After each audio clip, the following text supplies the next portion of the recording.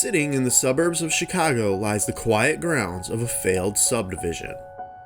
Over the years, it has seen a multitude of uses, so sit back and listen to the history of Stonebridge Manor.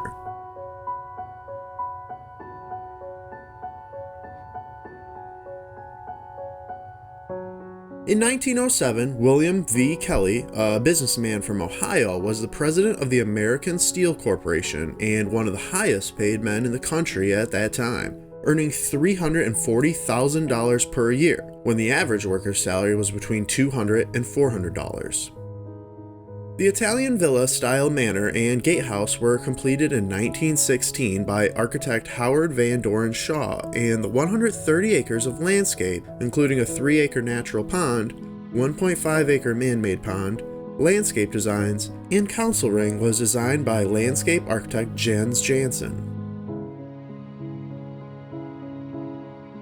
The estate was named Stonebridge after the limestone bridges Jensen created to cross over the ponds.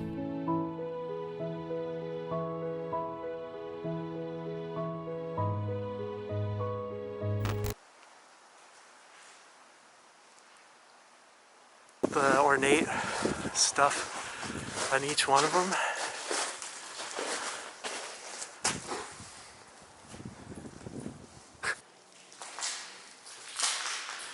So this is just kind of like an outer foyer or something.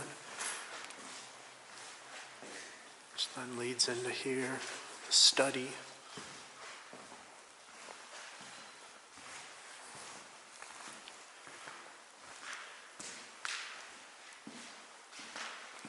Another study. Oh.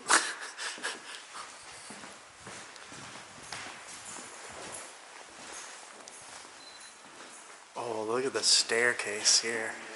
You can see they started to gut over here. Like that. And they started to build new rails. The front door is wide open.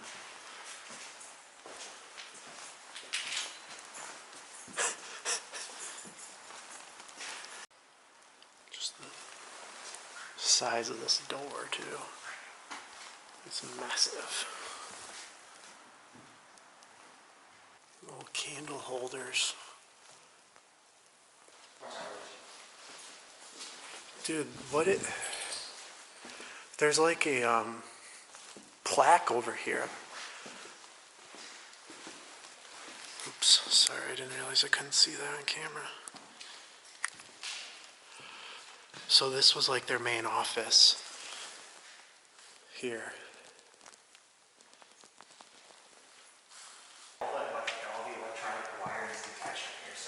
Yeah, this was like for a piano or organ. And then check out, yeah, like the knight. Oh yeah, all those. A knight, a lion. It's very castle-like. Oh, that's cool. Marble.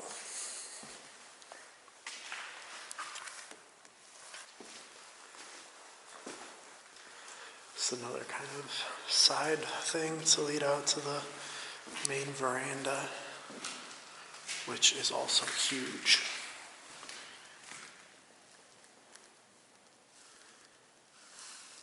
Yeah, they like took that whole stairwell out right there.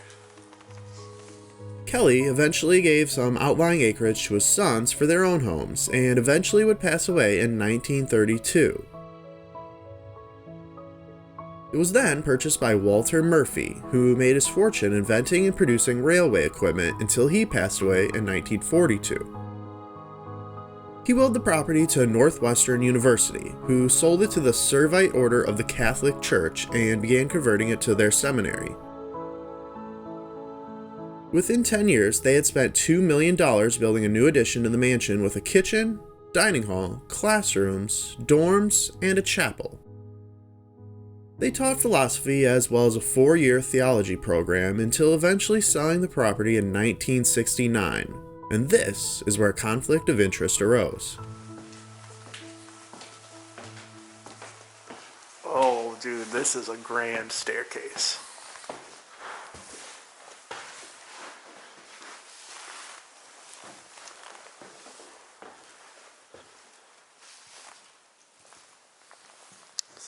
unfortunately. It does, yeah, they gutted up here. Little servants' quarters, maybe. This must have been an elevator right here, I bet. Yeah, that's what I'm guessing. Yeah, let's head up.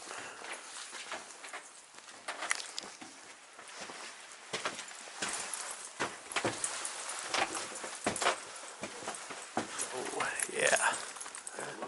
Definitely watch for your step.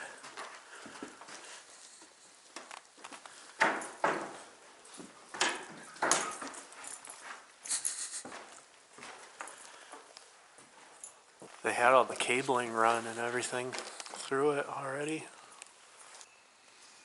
Yeah, that is ornate though.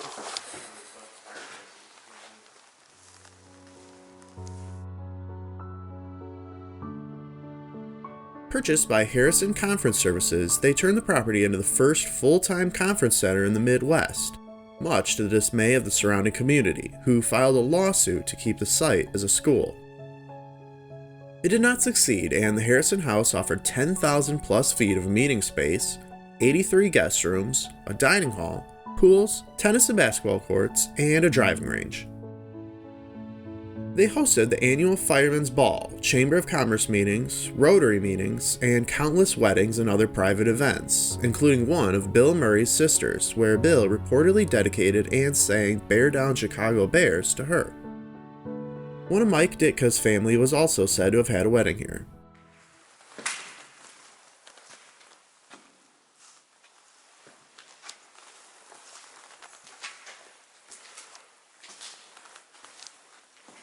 They have a little heater down here. There's like a, oh my god, look at all the heater boxes. They must have, they just had this whole place, probably because they didn't have actual heating, so they were just trying to keep it.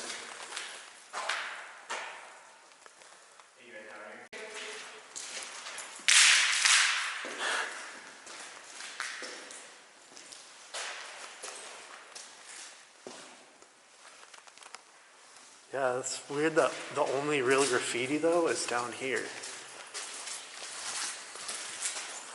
That's old wood over here. Seen that main hall back up? It's a fireworks. Somebody was shooting fireworks and drinking PBR.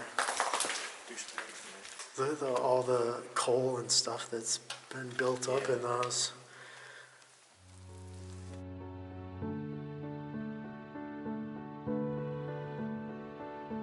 It would close in 2006 and was sold with plans to become a subdivision. Work began and these houses were constructed, along with the ponds.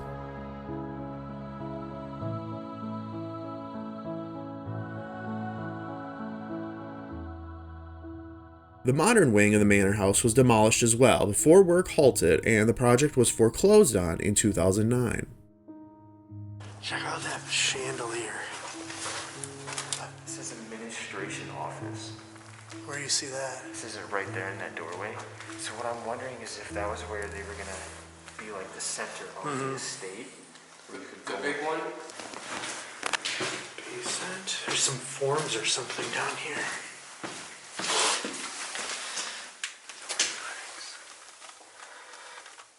Oh, that's a bidding form. More heaters. This is actually a really small basement. It's just like in this little section.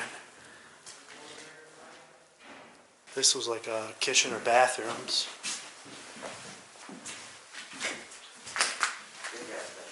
And then just like a main. That's probably another. Oh, that's blocked off. Dude, there's a dead bird right here. Holy shit, Dude, that might be the way up into the actual tower. Because it's not very big. Unless there's... This was pretty much the same layout. Dude, I think this was probably like servants' quarters back when it was first built.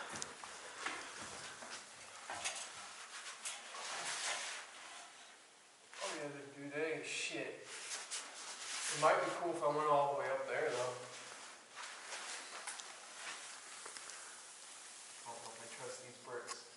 Yeah, those rungs are pretty old. Next, it was sold to another development company who was attempting to get permission to demolish the historic mansion, a plan that met much resistance from the community. Restoration estimates were placed between 15 and 20 million, a figure that only crept higher with each year the buildings remained abandoned.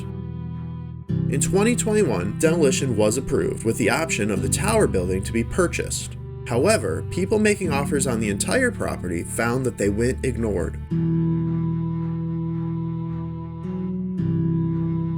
In March 2023, demolition of both buildings began, with plans to build a multi-story apartment complex in their place. After a decade-long battle, the 107-year-old mansion is no more. While it remains preserved in photos and video, in the end, it remains a testament to the fact that change is inevitable.